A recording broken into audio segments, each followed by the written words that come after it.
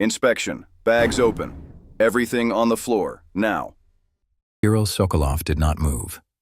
Under his bunk, one boot rested on the strap of his rucksack. On top were socks, bread, a towel, and his mother's cutlets. Deeper inside was the one thing the army had not issued him. Earlier that morning. Moscow region, early February 2022. The old computer took longer to boot than most men took to make up their minds. Kirill sat on the floor with the side panel off and one knee pressed against the desk. The tower lay open beside him, black metal, gray dust, wires bent into old shapes. The fan shuddered once, clicked, then started with a dry scrape. Come on. The desktop appeared in pieces. Game shortcuts, old clips, a cracked video editor, a crypto wallet he had not opened in months, a folder named Taxes with no taxes in it, another named Nothing that held almost everything. He opened a game folder. The last save was from November. A ruined city, a rifle, a perfect shot from a roof he had never climbed with legs that had never hurt. He closed the folder. Behind him, his rucksack waited on the bed.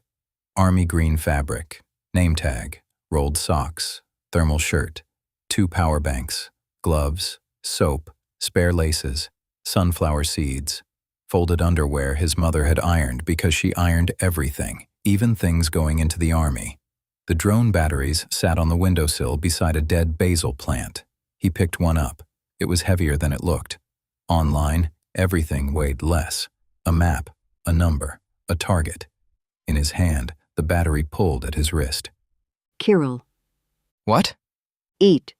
I'm packing. You can pack with food in you. He wrapped tape around a cracked power bank and smoothed it twice with his thumbnail. The crack did not need tape. His hands did. In the kitchen, steam fogged the window above the sink. Galina stood in slippers and a brown sweater. On the table sat boiled potatoes, black bread, pickles, tea, and too many plastic containers with blue lids. I can't take all this. You can. I'm going to barracks. Men in barracks eat.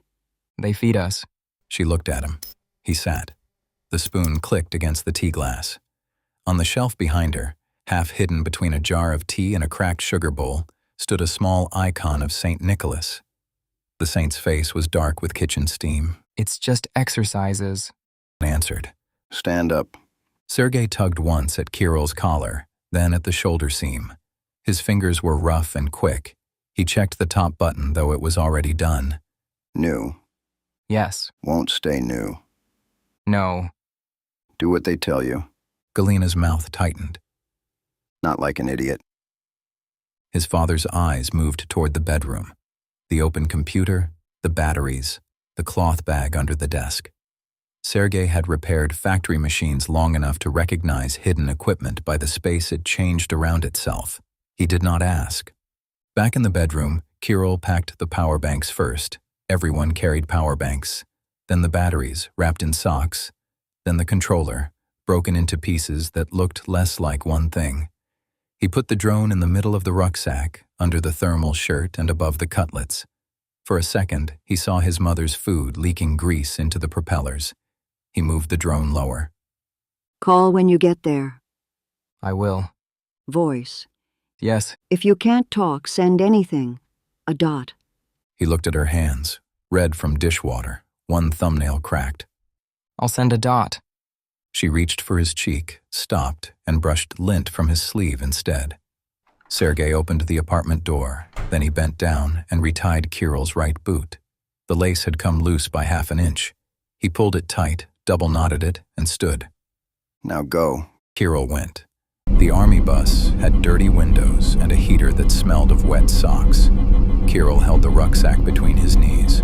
Warehouses, gas stations, empty lots, and snow passed outside. At the staging area, men moved between low buildings with canvas bags on their shoulders. By evening, Kirill found a lower bunk near the corner. He put the rucksack under it and kept one boot on the strap. The cutlets had gone cold.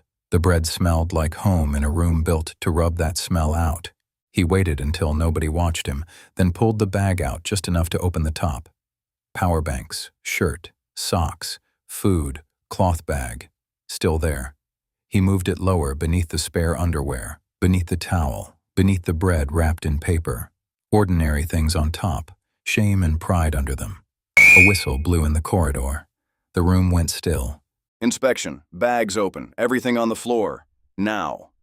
Kirill did not move. Then he slid the rucksack farther under the bunk with his heel and pushed the drone deeper into the dark. In Kirill's apartment had said what they feared. His mother packed food. His father tightened a lace. Kirill hit a machine. In Ghost Signal, that civilian drone will become the skill that makes him useful, and the screen that changes what war means to him. Continue the story in Ghost Signal, a novel by Marek D. Lunev. Available in Kindle and paperback on Amazon. The link is below.